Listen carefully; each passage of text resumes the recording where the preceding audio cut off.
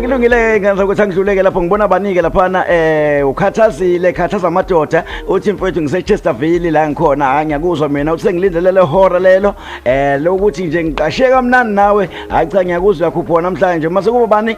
umlungisi Luthuli uthi hey uzalwa intombi endala namhlanje nkabi yami okay bese ngiyibonile laphana suka wemlu ngabe ngishilo nje ukuthi mangizala lo intokazi laphana kuMantuli awuMamphemba mfethu intokazi eyilungele ngalendlela mangasayo siyafisa ukuthi uNkulunkulu ngempela igcine eyibeke nje ibe nenhlonipho yenze show nje futhi ukuthi cha ayiphumi futhi kulayini inhliziyo yayo ihlezi ibinene ngalendlela emangasayo thanki lapho umangasinena ke lo ngithi nje nami happy birthday uyabona ukuthi impela ngisemandleni hawo bengizofika nazo sengingenqa lucky cake sengithi nje hello